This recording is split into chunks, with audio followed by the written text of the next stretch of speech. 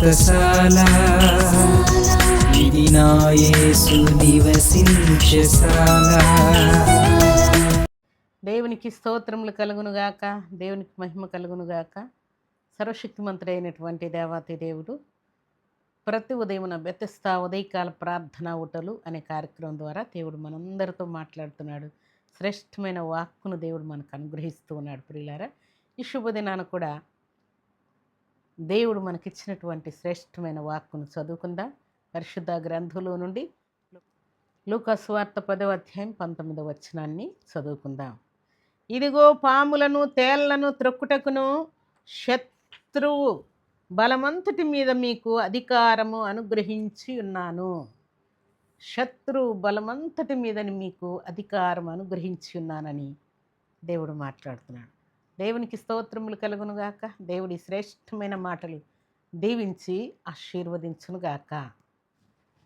సర్వశక్తిమంతుడైనటువంటి దేవాతి దేవుడు దేవుని సన్నిధిలో చేరినటువంటి మనందరికి ఇస్తున్నటువంటి మాట ఏంటంటే, ఆయన సొత్తుగా పిలిచినటువంటి మనకు ఆయన ఒక గొప్ప అధికారాన్ని దేవుడు మనకిస్తూ ఉన్నాడంట. పిల్ల భూలోకంలో ఎవరు కూడా ఇవ్వనటువంటి గొప్ప అధికారం. రాజులు, అధికారులు, పెద్దలు, ప్రధానులు ఎవరు కూడా ఇవ్వనటువంటి గొప్ప అధికారాన్ని దేవుడు మనకిస్తూ ఉన్నాడంట. ఏంట అధికారము అని అంటే, పాములను తేళ్లను త్రొక్కుటకు శత్రువు బలమంతటి మీద మీకు అధికారం ఇస్తూ ఉన్నాను. మన శత్రువు ఎవరు? మన ఇంట్లో ఉన్న అన్నదమ్ములు, అక్క చెల్లెళ్ళు, భర్త, భార్య, వీరు కాదు ప్రియులారా. మన శత్రువు ఎవరంటే అపవాది. అపవాది మనకు శత్రువుగా ఉంటూ ఉన్నాడు. మనల్ని శోధిస్తూ ఉన్నాడు, మనల్ని బలహీనపరుస్తూ ఉన్నాడు, దేవుని కృపను కోల్పోయేటట్టుగా చేస్తూ ఉన్నాడు. అయితే దేవుడు ఇస్తున్నటువంటి మాట ఏంటంటే, శత్రువు బలము ఎన్ని రకాలుగా ఉండొచ్చు. అది ఇంట్లో ఉండొచ్చు, ఇరుగుపొరుగు వారితో ఉండొచ్చు, భర్తతో ఉండొచ్చు, భార్యతో ఉండొచ్చు, తల్లిదండ్రులతో ఉండవచ్చు, అత్తమామలతో ఉండొచ్చు, ఇరుగుపొరుగు వారితో ఎవరితోనైనా ఉండొచ్చు. శత్రువు యొక్క బలం, వారి నుండి మనకు కలగబోతున్నటువంటి కీడు, అపవాది నుండి కలగబోతున్నటువంటి సమస్త కీడులో దేవుడు ఏం చేస్తాడంటే, శత్రువు బలమంతటి మీద మీకు అధికారం ఇచ్చేస్తానంటున్నాడు. దేవుడు ఆల్రెడీ మనకు అధికారం ఇచ్చేసాడంట ప్రియులారా.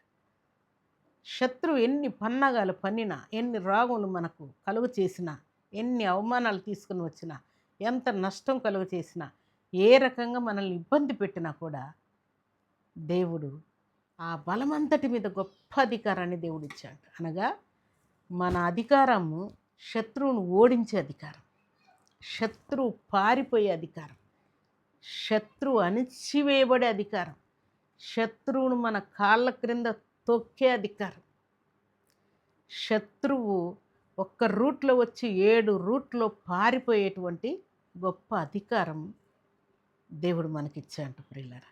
అందుకని శత్రువే తల్లడిల్లాలి కానీ మనం తల్లడిల్లకూడదని దేవుడు శత్రు బలమంతటి మీద దేవుడు అధికారం ఇచ్చాడంట ప్రియులారా. దేవునికి స్తోత్రములు కలుగునుగాక. అందుకే భక్తులైనటువంటి యోబునకు మహాశ్రమ కలిగినప్పుడు ఒకేసారి కుమారులు, కుమార్తెలు, అల్లుండ్లు, కోడన్లు, పనివారు, ఆస్తులు అన్నీ కూడా సర్వనాశనం అయిపోయి భక్తుడైన యోబు యొక్క ఆరోగ్య పరిస్థితి కూడా క్షీణించిపోయి దుర్వాసన కొట్టేటువంటి పరిస్థితుల్లో ఉంటూ ఉన్నాడు. అంతగా శత్రువు తన బలమంతటిని ఆయన మీద వేసినట్టు వ్రాయబడింది.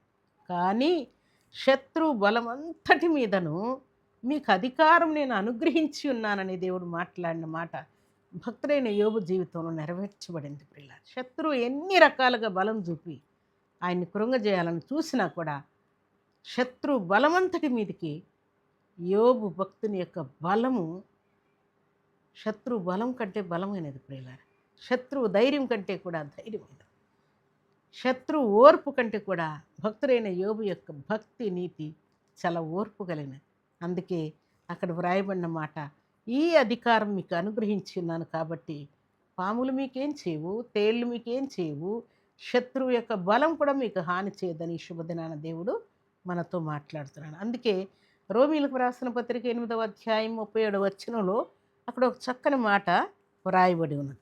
ఆయనను మనను ప్రేమించిన వాని ద్వారా మనము వీటన్నిటిలో అత్యధిక విజయము పొందుతున్నాము. దేవునికి స్తోత్రములు కలుగునుగాక. దేవుడు ప్రేమించి ఆయన ప్రాణమే మన కొరకు సిద్ధపరిచాడు ప్రియులారా. అయితే దేవుడు ప్రాణాన్నే సిద్ధపరిస్తే విజయం ఏడా ప్రియులారా? మనకు తప్పకుండా ఆయన విజయం ఇస్తాడు, ఆరోగ్యం ఇస్తాడు, ఆనందం ఇస్తాడు, విజయోత్సాహం ఇస్తాడు ప్రియులారా. అందుకే సర్వశక్తివంతుడైనటువంటి దేవాతి దేవుడిచ్చిన అధికారాన్ని ముందు పెట్టుకొని ఇహలోక సంబంధమైన ఏ అధికారం కూడా దేవుడిచ్చిన అధికారం కంటే గొప్పది కాదన్న సంగతిని జ్ఞాపకం తెచ్చుకొని శత్రు బలమంతటి మీద మీకు అధికారం నేను అనుగ్రహించి ఉన్నానని దేవుడు సెలవిచ్చిన మాట తూచ తప్పకుండా మన జీవితంలో దేవుడు నెరవేర్చిపోతున్నాడు. శత్రువు అప్పే ఒక శత్రువు కావచ్చు, అవమానం ఒక శత్రువు కావచ్చు, రోగమే ఒక శత్రువు కావచ్చు, కష్టమే ఒక శత్రువు కావచ్చు, గర్భఫలం లేకపోవడం ఒక శత్రువు కావచ్చు, కేసులే ఒక శత్రువు కావచ్చు, అనారోగ్యం ఒక శత్రువు కావచ్చు, భయమే ఒక శత్రువు కావచ్చు. ఏ భయమైనా ఏ గందరగోళమైనా సరే వాటన్నిటిలో దేవుడిస్తున్నటువంటి మాట ఏంటంటే శత్రు బలమంతటి మీద మీకు అధికారం అనుగ్రహించి ఉన్నానని దేవుడు సెలవిస్తాడు. దేవుడు అధికారం ఇచ్చి ఉండగా ఇక మనల్ని ఓడించేవారు ఎవ్వరు లేరని పరిశుద్ధాత్మ దేవుడు తెలియజేస్తున్నాడు. అందుకే దేవుడిచ్చినటువంటి మాట ప్రకారం దేవుని సన్నిధిలో చేరినటువంటి మనమందరం కూడా భక్తితో విశ్వాసముతో ప్రార్థనాపూర్వకముగా దేవుని సన్నిధిలో ఎక్కడ కూర్చున్న వారు అక్కడ, ఎక్కడున్నవారు అక్కడ దేవుని సన్నిధిలో ప్రార్థిస్తూ దేవుని యొక్క కృపను మనం పొందేవారంగా ఉండాలని పరిశుద్ధాత్మ దేవుడు కోరుకుంటున్నాడు. అందుకే దేవుడిచ్చిన మాట ప్రకారం దేవా నీ అధికారం నాకు అనుగ్రహించావు, మీరే మమ్మును మా కుటుంబాలను సమాధానపరచగలిగిన సమర్థుడు మీరే తండ్రి, మీకు స్తోత్రాలని దేవుని సన్నిధిలో మనం ప్రార్థించాలి. అందుకే దేవుడిచ్చిన మాట ప్రకారం దేవుడు మనకిచ్చినటువంటి అధికారం చాలా గొప్పదని, దుష్టుని దవడ ఎముకలు విర్రగొట్టే అధికారం అన్న సంగతిని జ్ఞాపకం తెచ్చుకొని దేవునికి ఇష్టలమై యోగ్యులమై మనం వర్ధిల్లాలని ఈ ఉదయకాల సమయంలో పరిశుద్ధాత్మ దేవుడు మనతో మాట్లాడుతున్నాడు. మనందరికీ కూడా దేవుడు గొప్ప గొప్ప అధికారాలు ఇచ్చాడు. అలాగే సన్నిధిలో కూడా శ్రేష్టమైనటువంటి అధికారాలు దేవుడు మనకు అనుగ్రహించాడు.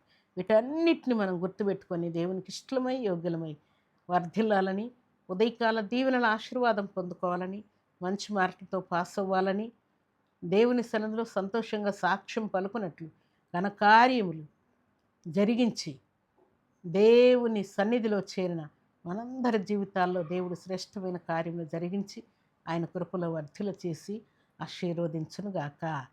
ఆమేన్. ప్రార్థన చేసుకుందాం. భూమి ఆకాశములను కలుగు చేసిన మా తండ్రి మీకు స్తోత్రాలు. పరిశుద్ధమైన మీ సన్నిధిలో చేరిన మమ్మల్ని మీరు జ్ఞాపకం చేసుకుని మాకు ఇచ్చిన ప్రతి అధికారం బట్టి కీర్తిస్తున్నాను తండ్రి. మీకు కృతజ్ఞతలయ్యా. మీ నామాన్ని మహింపరుస్తూ ఉన్నాను.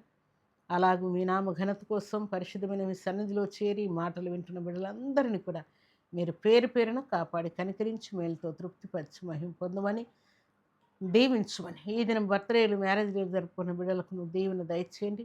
గర్భంతో ఉన్న ప్రతి బిడ్డను తాకండి. కుమారులు కావాలని కోరిన వారి కుమారులను ఇచ్చి సంతోషపరచండి. సమస్త అభ్యంతరాల ఆటంకాల అపవాది యొక్క తొందరలన్నీ కాల్చివేస్తూ మీ పరిశుద్ధాత్మ నడిపింపు ప్రతి బిడ్డకు అనుగ్రహించి మేలుతో తృప్తిపరచు మహిమ పొందుమని దీవించుమని మీ కృపగల హస్తములకు బిడ్డలందరినీ అప్పగించుకుంటూ యేసుక్రీస్తు అతి పరిశుద్ధమైన నామములో స్తుతించి ప్రార్థించడి వేడుకుంటున్నాము తండ్రి. ఆమేన్.